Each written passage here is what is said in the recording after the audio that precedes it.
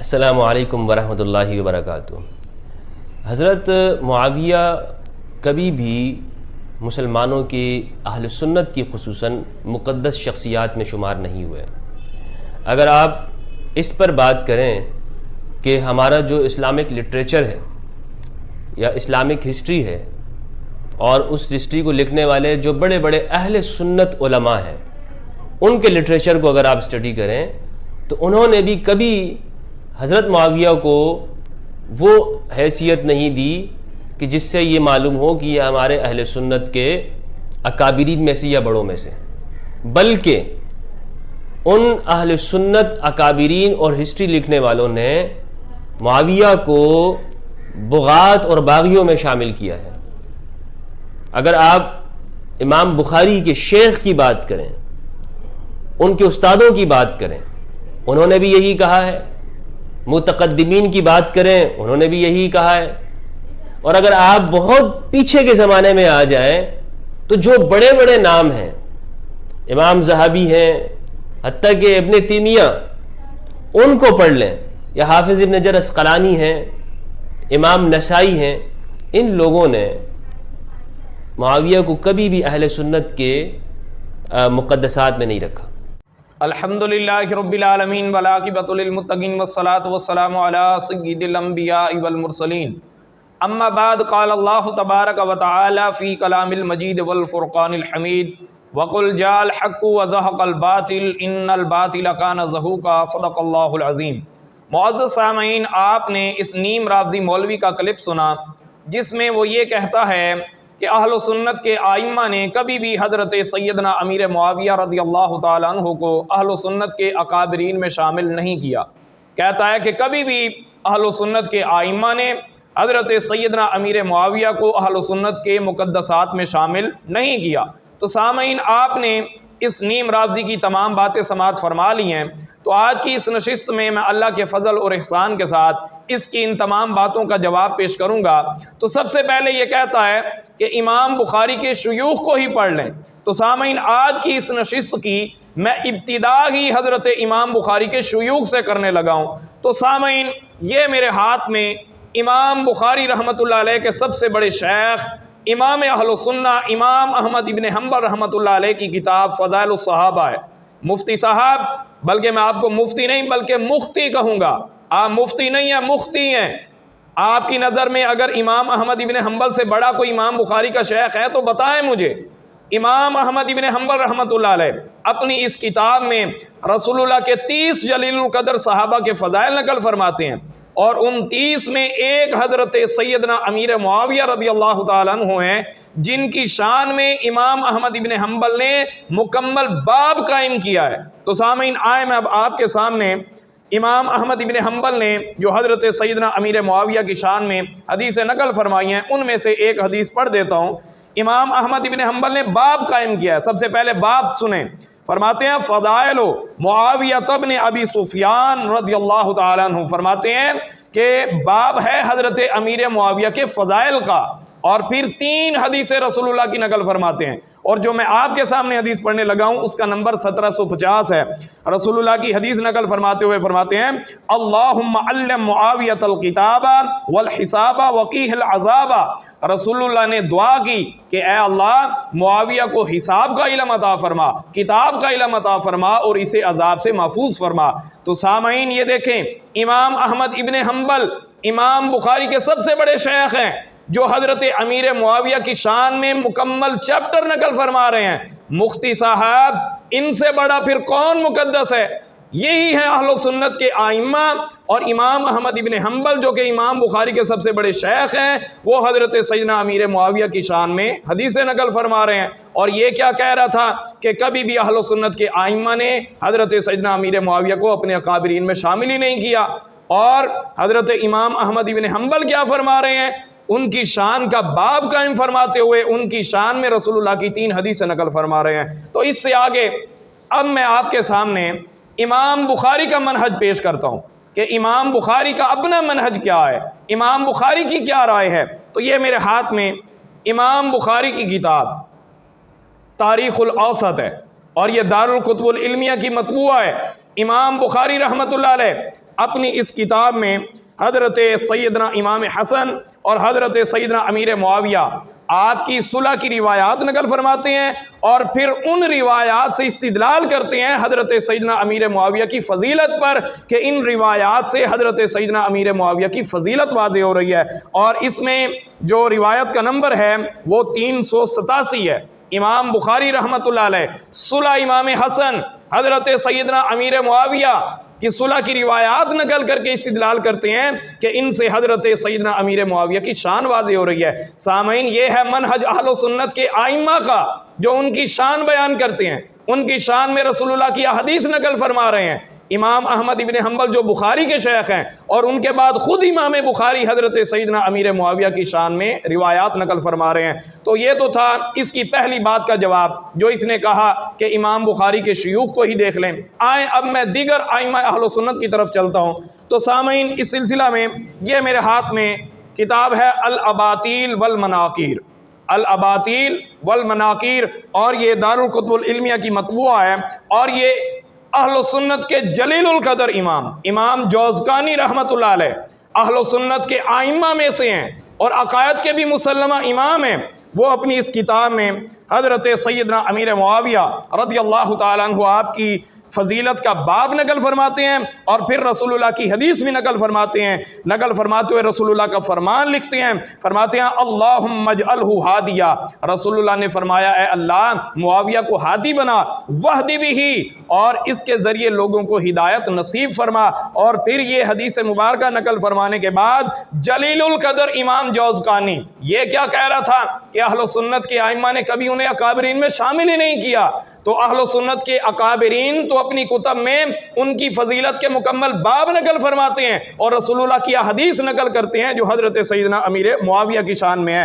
اور یہ حدیث لکھنے کے بعد فرماتے ہیں ھذا حدیث حسن، کہ یہ حدیث کیا ہے؟ حسن ہے۔ تو سامعین ذرا غور کریں، یہ ہے اہل سنت کے ائمہ، جو کہ اہل سنت کے ائمہ ہیں، جلیل القدر امام بھی ہیں، عقائد کے بھی مسلمہ امام ہیں، وہ حضرت سیدنا امیر معاویہ کی شان میں حدیث نقل فرما رہے ہیں۔ تو سامعین اس سے آگے یہ میرے ہاتھ میں امام آجری رحمۃ اللہ علیہ کی کتاب الشریعہ ہے، الشریعہ ہے امام آجری رحمۃ اللہ علیہ کی۔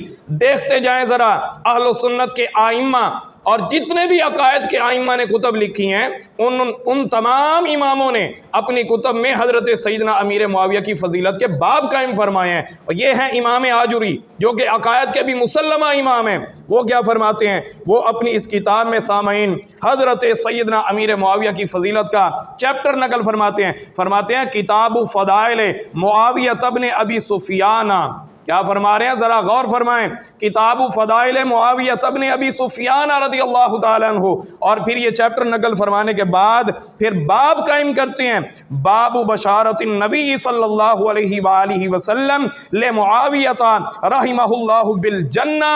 دیکھیں سامعین، امام آجری جو کہ عقائد کے مسلمہ امام ہیں اور اہل سنت کے ائمہ میں سے ہیں، وہ اپنی کتاب میں باب بھی نقل فرما رہے ہیں، اور حضرت امیر معاویہ کی شان میں مکمل چیپٹر لکھ رہے ہیں۔ تو پتہ چلا اہل سنت کے ائمہ تو ہر دور میں حضرت سیدنا امیر معاویہ کو اہل سنت کے مقدسات میں شامل کرتے آئے ہیں۔ اگر اس طرح شامل نہیں کیا جاتا تو اور کس طرح کیا جاتا ہے؟ یہ اہل سنت کے ائمہ ہیں جنہوں نے اپنا موقف اپنی کتب میں نقل فرمایا ہے۔ تو سامعین اس سے آگے یہ میرے ہاتھ میں شرح اصول اعتقاد اہل سنہ ہے، اور یہ کتاب ہبت اللہ الامام اللالقائی رحمۃ اللہ علیہ کی ہے، اور یہ دارالحدیث قاہرہ کی مطبوعہ ہے۔ اس میں امام لالقائی رحمۃ اللہ علیہ آپ بھی باب قائم فرماتے ہیں باب فضائل معاویہ ابن ابی سفیان رضی اللہ تعالیٰ عنہ، اور باب قائم کرنے کے بعد ان کی شان میں احادیث اپنی کتاب میں نقل فرماتے ہیں۔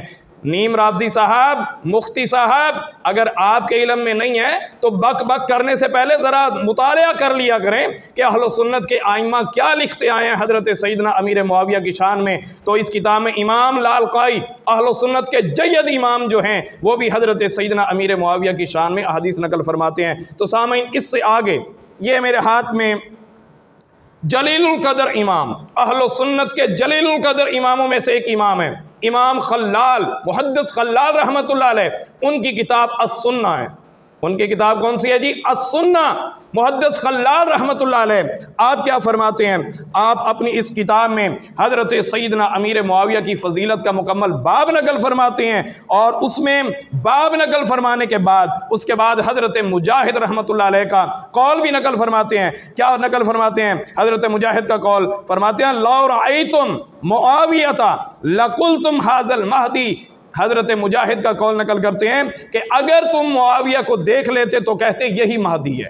تو سامعین دیکھیں، یہ ہیں اہل و سنت کے اکابرین، اہل و سنت کے آئمہ جو کہ عقائد کے بھی مسلمہ امام ہیں، اہل و سنت کے آئمہ جو اپنی کتب میں حضرت سیدنا امیر معاویہ کی فضیلت میں رسول اللہ کی حدیث نقل کرتے آئے ہیں۔ اور یہ نیم رافضی کیا کہہ رہا تھا؟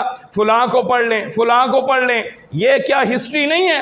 کیا یہ اسلام کی ہسٹری نہیں ہے؟ یا کیا یہ اسلام کی کتابیں نہیں ہیں؟ ساری اسلام کی کتابیں ہیں، اور اہل و سنت کے آئمہ لکھنے والے ہیں۔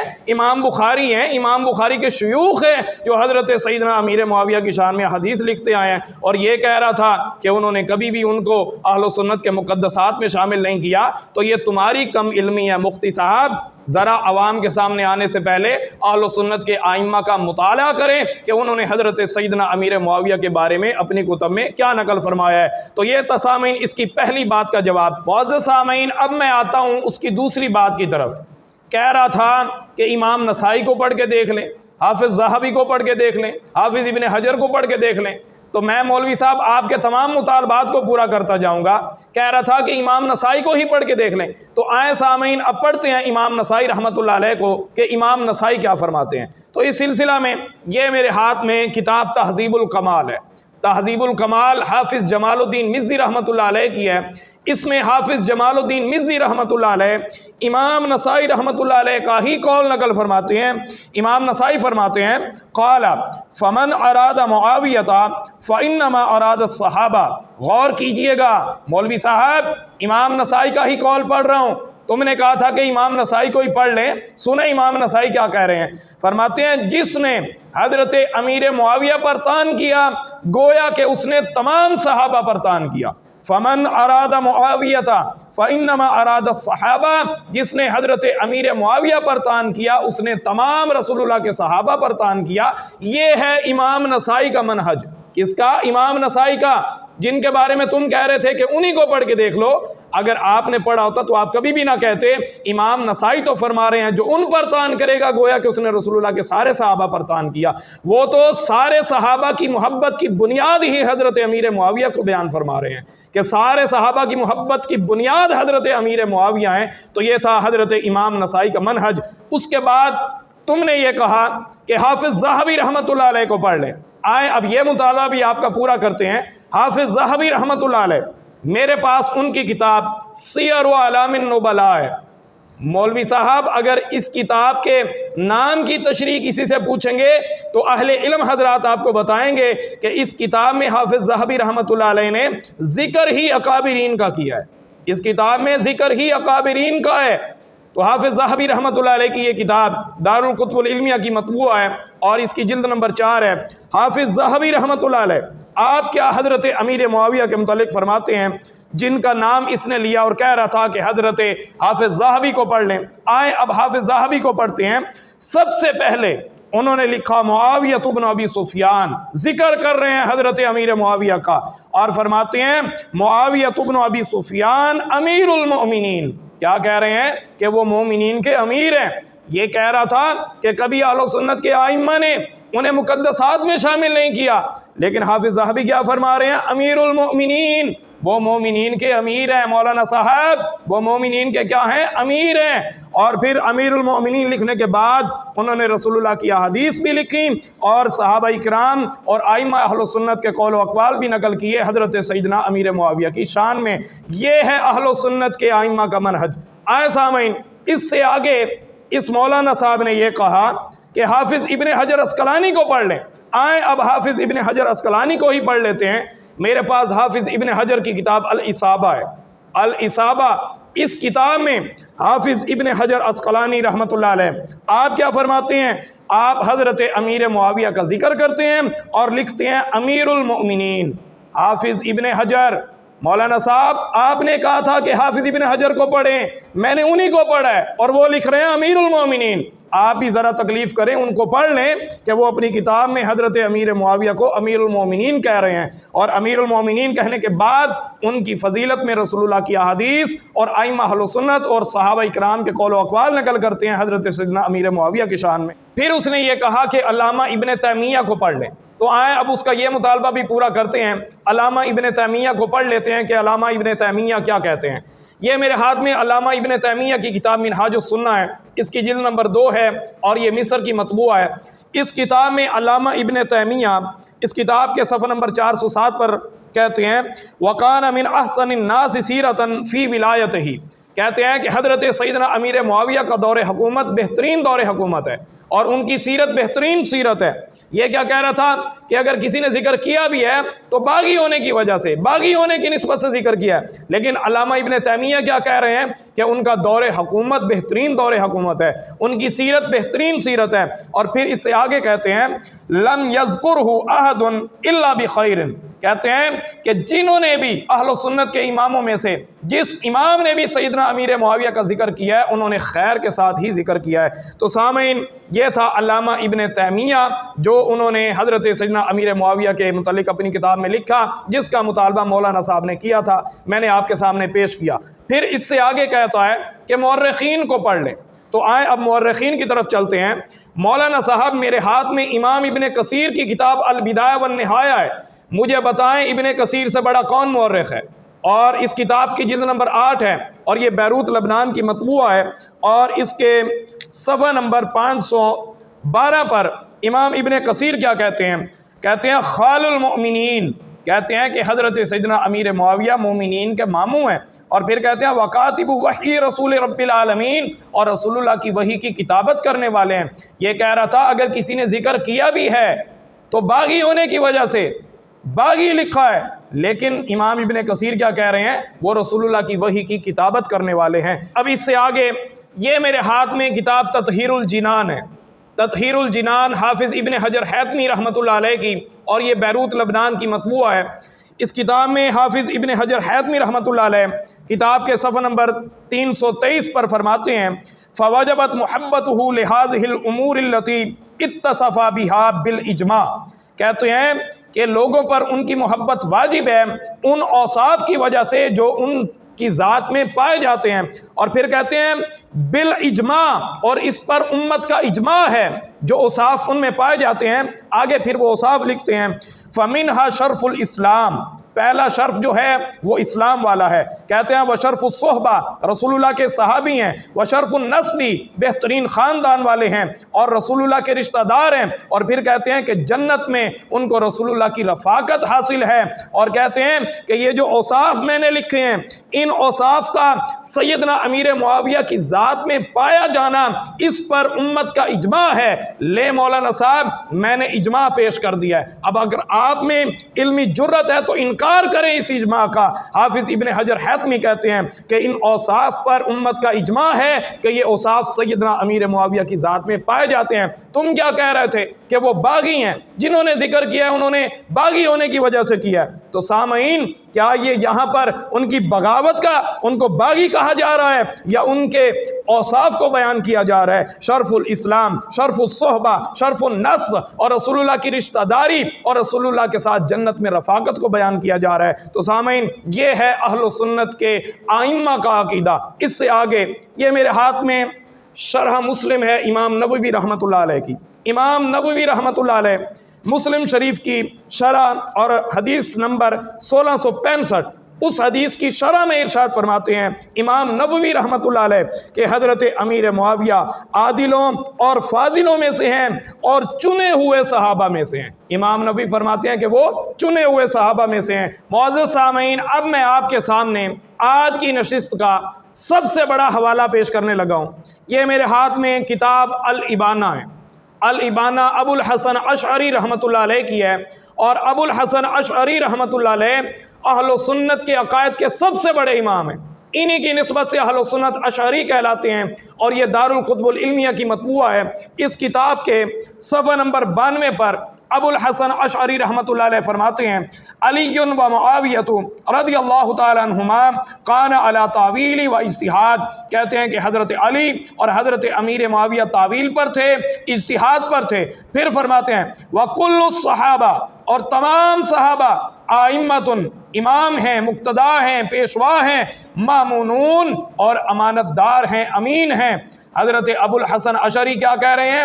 حضرت امیر معاویہ، تمام صحابہ کا ذکر کر رہے ہیں جن میں حضرت امیر معاویہ بھی شامل ہیں، کہتے ہیں کہ وہ امام ہیں، مقتدا ہیں، پیشوا ہیں، اور یہ کیا کہتا ہے کہ وہ باغی ہیں۔ ہم تمہاری نہیں مانیں گے، ہم ابو الحسن اشعری کی مانیں گے، جو حضرت امیر معاویہ کو امام کہہ رہے ہیں، مقتدا کہہ رہے ہیں، پیشوا کہہ رہے ہیں، اور امانت دار کہہ رہے ہیں۔ تو سامعین، یہ ہیں وہ اوصاف جن کی وجہ سے آئمہ نے حضرت سیدنا امیر معاویہ کو مقدسات اہل سنت میں شمار کیا ہے۔ میں پوچھنا چاہتا ہوں، اگر ان اوصاف کے ہوتے ہوئے بھی بندہ مقدسات اہل سنت میں شامل نہیں ہوتا، تو پھر وہ کون سے اوصاف ہیں جن کے پائے جانے سے بندہ مقدسات اہل سنت میں شمار ہوتا ہے؟ یہی اوصاف ہیں جو حضرت سیدنا امیر معاویہ میں پائے جاتے ہیں، جن کا ذکر آئمہ نے اپنی کتب میں کیا اور حضرت سیدنا امیر معاویہ کو مقدسات اہل سنت میں شمار کیا۔ تو سامعین، میں نے آپ کے سامنے متعدد حوالہ جات پیش کیے، اور انشاءاللہ آنے والی نشست میں